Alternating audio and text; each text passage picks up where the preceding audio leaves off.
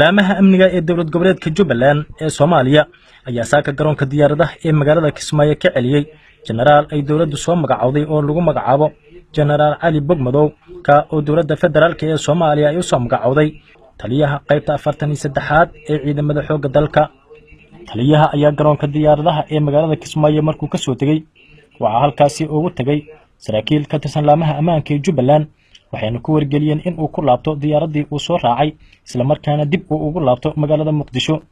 madaxweyne ku-xigeenka Jubbaland Mudane Maxamuud Sayid Aadan ayaa ka warbixiyay sababaha ay u celiyeen taliyaha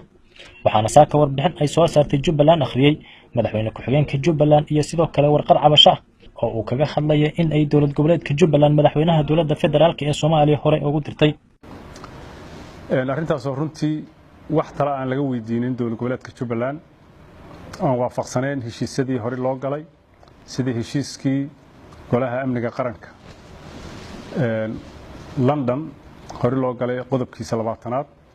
oo ahayd taliyaha xoogga haddii uu magacaabayo ama bedelayo taliyaha qaybta dowlad goboleedka la howlgasho inuu kala tashado madaxweynaha dowlad goboleedka si loo helo dad wada shaqayn karo isfahansan si loo fiiriyo balansiga ama habqaybsiga dadka wada degan oo qabiilka arrintaas taliyaha xoogga asoon wax tala ah ka weydiin dowlad goboleedka Jubbaland iyo hoggaankeeda asoon nidaamka waafaqsanayn asoon eegin balansiga iyo habka wax loo qaybsado ayuu tilaabada ku kacay kadib xiriir baan la sameynay wasiirka gaashaandhiga aniga shakhsiyan wasiir dowlaha gaashaandhiga la hadlay dowladda dhan baan la hadalnay waxaan ku niri arrintaas maanta xilli wax la bedelo ma joogna dagaal baan ku jirnaa arrintaas aan ka wada hadalna taliyaha xoogga noo yimaado ha nagala tashado inaba yaraatay arrintaas waa iska dhiga tireen sidaa darteed ayaan u go'aansanay annagoo fiirinayna xagga ammaanka annagoo fiirinayna dagaalka lagu jiro baaxadiisa annagoo fiirinayna khalkhalka arrintaas ay nagu samayn karto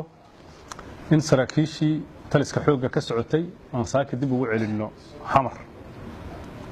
taa oo macnaheedu yahay inaan diyaar u nahay in madaxweynuhu arrintan soo farigeliyo wasaaradda gaashaandhiga soo farigeliso waxa khaldan aan ka wada hadalno isku joodaan nahay cadow baan la dagaalamaynaa xubin dowlad goboleed ah oo maamul leh oo baarlamaan leh oo dastuur leh oo nidaam ku dhisan baan